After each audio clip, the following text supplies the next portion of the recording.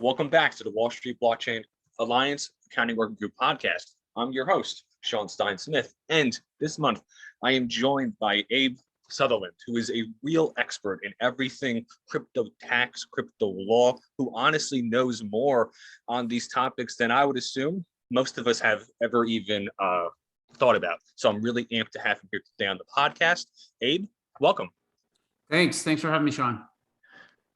Absolutely. So, all right, Abe, what is going on out there, right? Because last week, the House passed this long-awaited bill that's infrastructure crypto tax. And so what are the implications of that bill, right?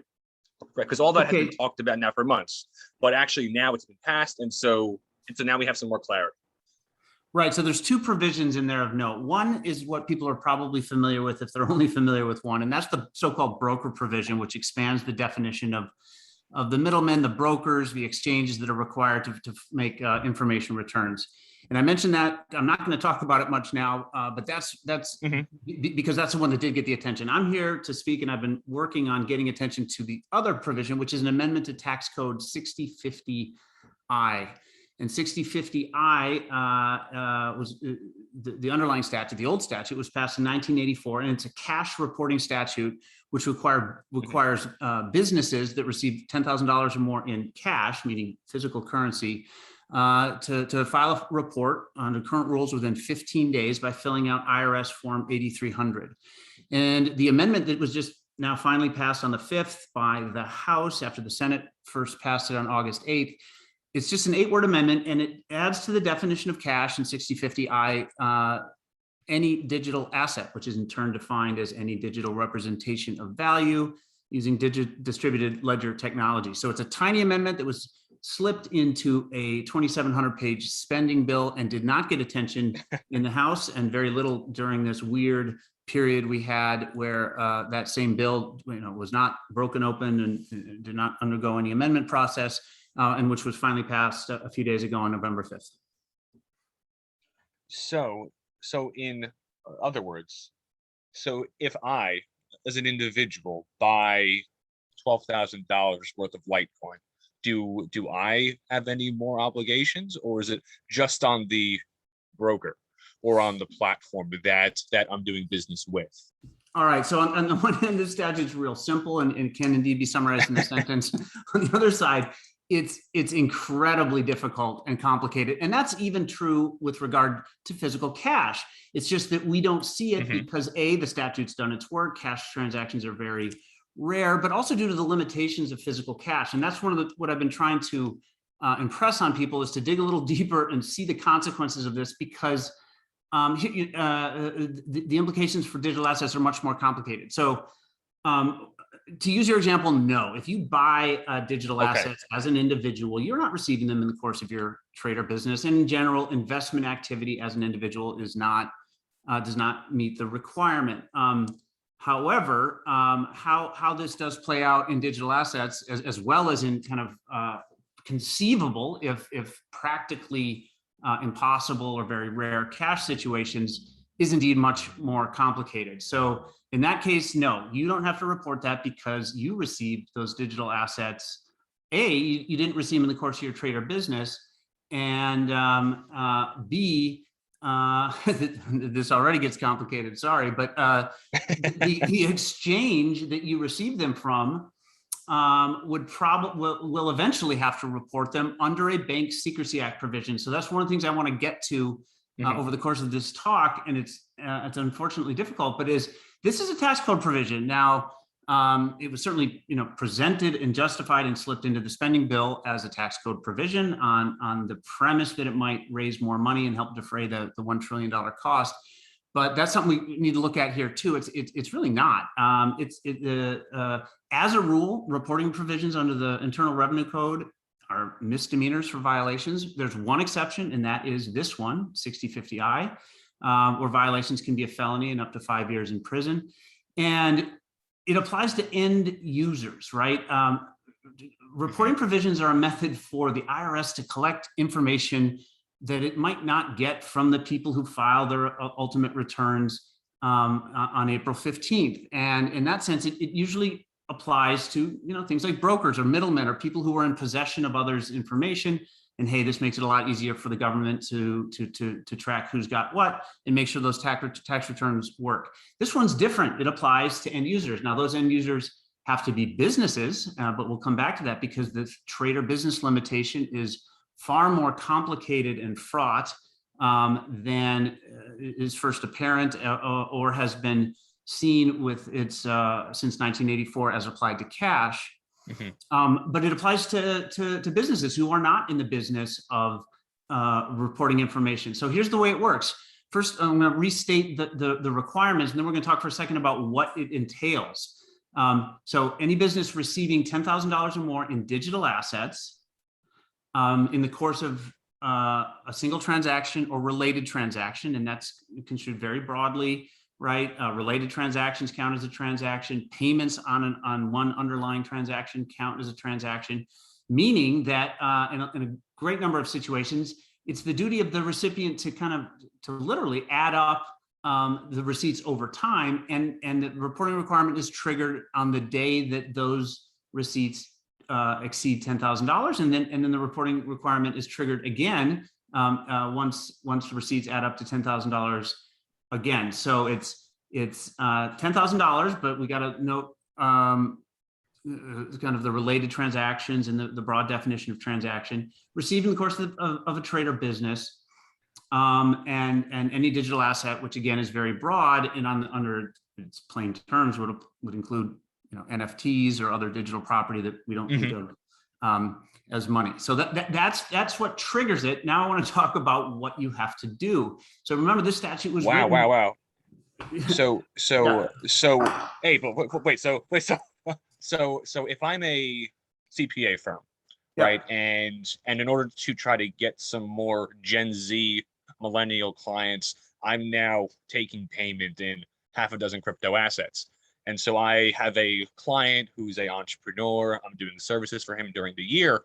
And then I invoice him or her, for $18,000. And I get that payment in the form of Ether, right? All at once. So then under this new rule, I have to then what? I have to do what with this data? Right. And let's first note that's real easy. You made it easy. $18,000 all paid. Okay. But we can get more complicated there. So let's say you built, you say, hey, this will be $18,000 for the year. That would be one transaction. And if he pays you over time, as soon as it exceeds 10,000, you would have to pay it. And we could find more complicated variations very easily there. So what do you have? Yeah, so that's it. So now what do you have to do?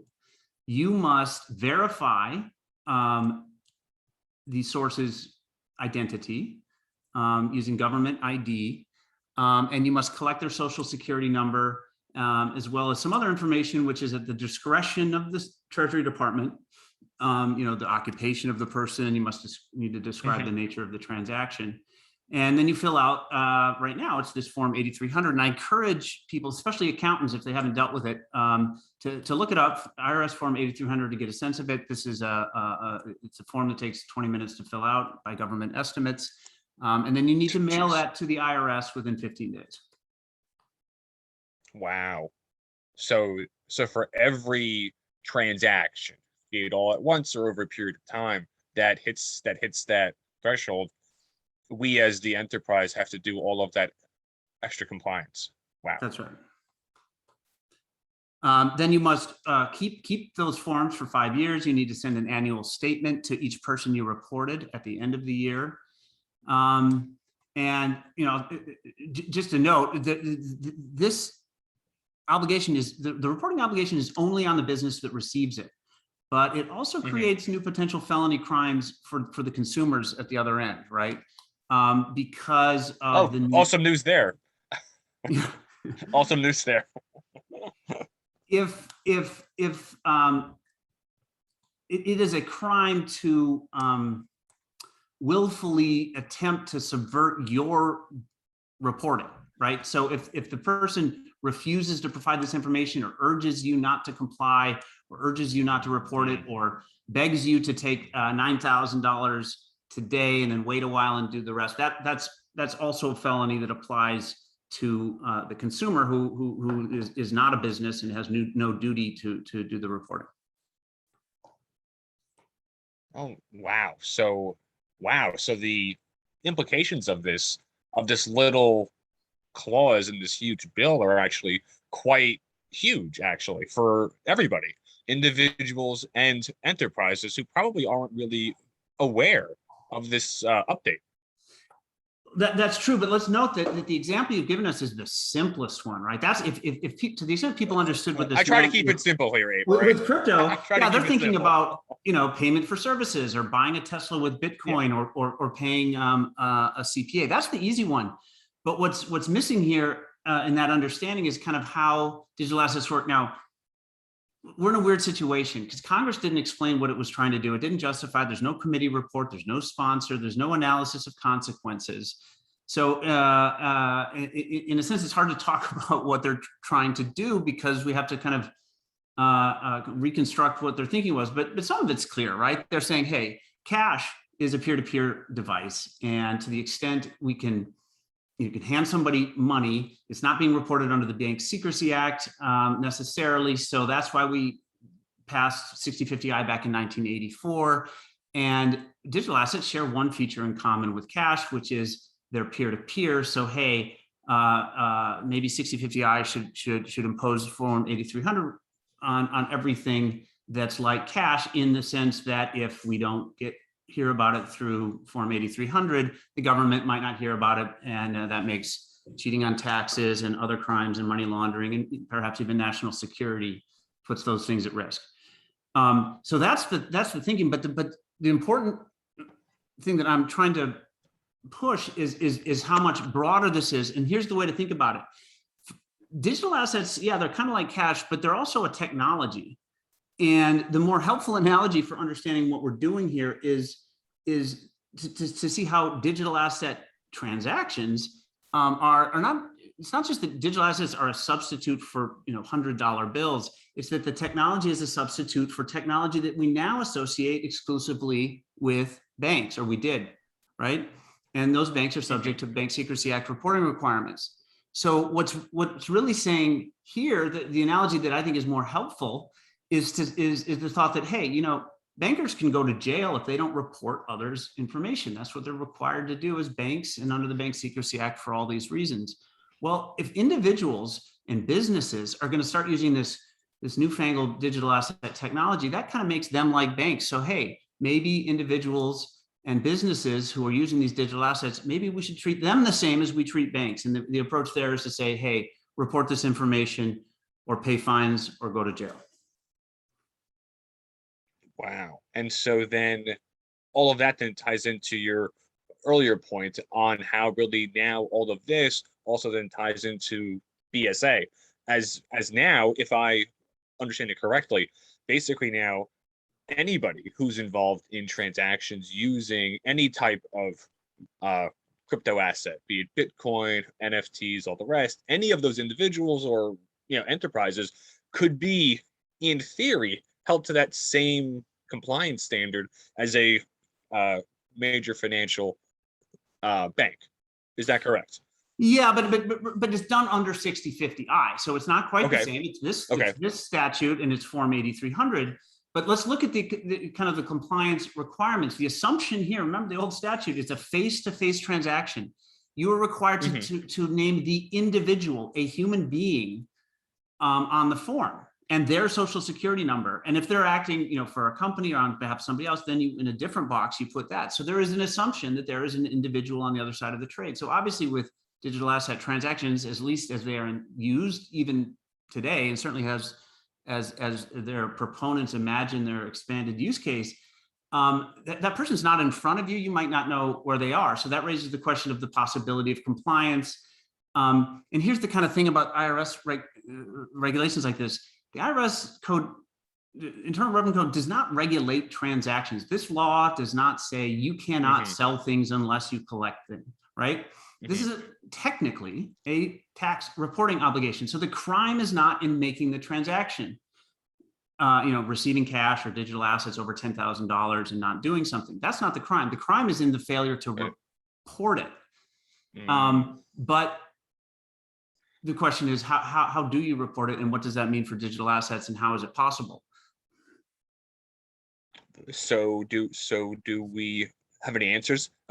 Answers to any of those questions right now, Abe? Or well, any, I mean, any thoughts?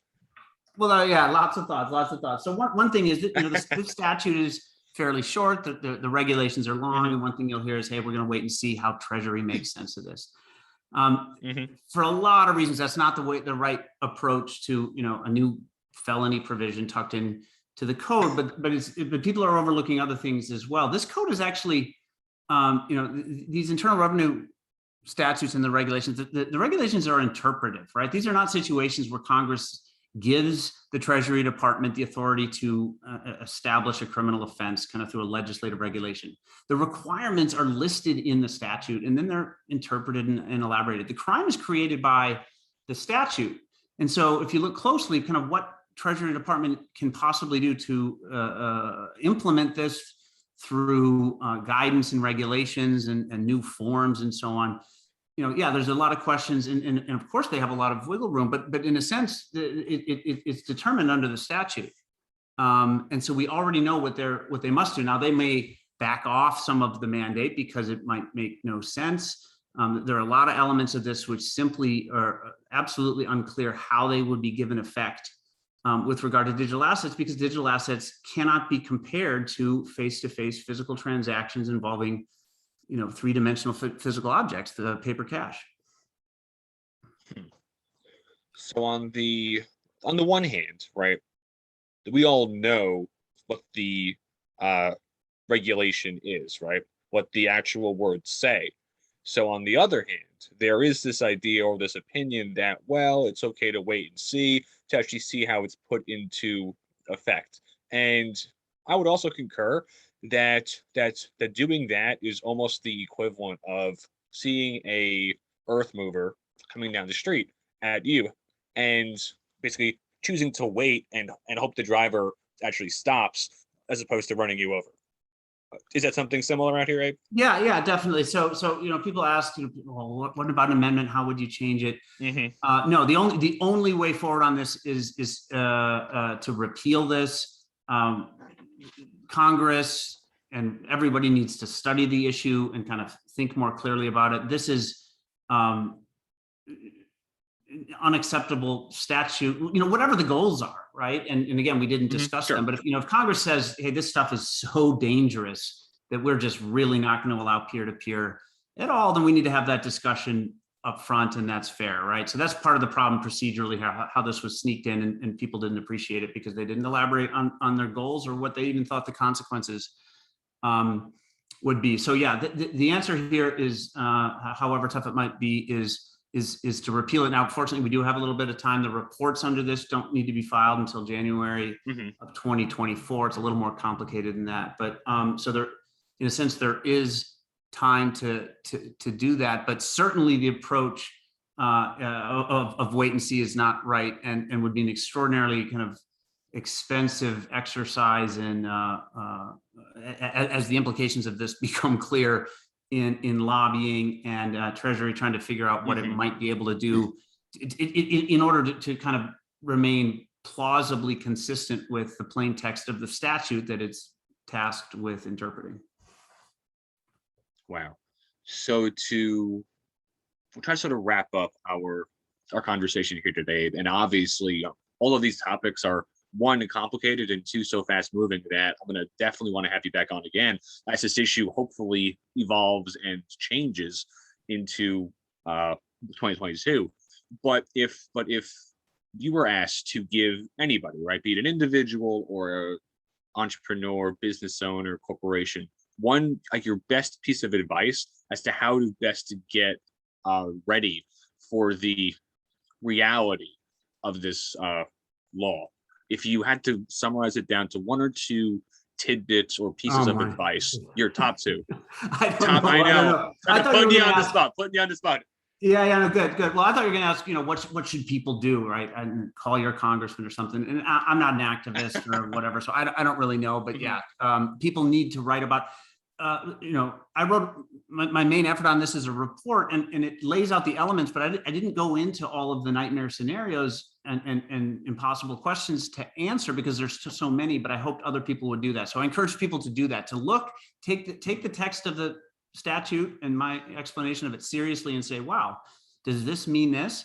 And follow those out just to increase awareness, because we can't have the discussion about, financial privacy, our Fourth Amendment rights, and so on, until at least people appreciate what the statute requires. So that wasn't your question. Your question is, what do people do to prepare for it? I say, yeah, I don't have an answer for that. It would be leave the United States. I guess one approach is to work on the next level blockchain KYC solutions and so on, as to capture the regulatory compliance market. But no, I'm stuck now on getting awareness and making sure this is stopped, and then we can go deeper into kind of the real underlying questions about kind of privacy rights and the government's interest in surveilling and tracking transactions. Man, it's a heavy topic for sure, with a lot of implications that I totally agree that most people aren't even aware of, and all of them are coming because 2024, as you pointed out, it's a bit more complicated as that, and it actually is not that far off. But Abe, it was an absolute pleasure having you on the podcast. I would definitely ask you to come on again to add some more context to this, as hopefully there's more awareness and efforts to try to get this change undone. So Abe, it was a pleasure having you on. Thanks, Sean, and particularly for your accounting group members and lawyers willing to dig in. I do recommend people go to the statute, but also my main report on this, published with the Proof of Stake Alliance, to get a start, because there's a lack of help and elaboration from the experts that are best positioned to do it, and those are the accountants and lawyers who understand blockchain and digital assets. But I encourage them to dig in and take a look. All right, folks, heard it here first. Abe's giving us homework. All right. All right. Thank you so much again, Abe. All right. Thanks, Sean.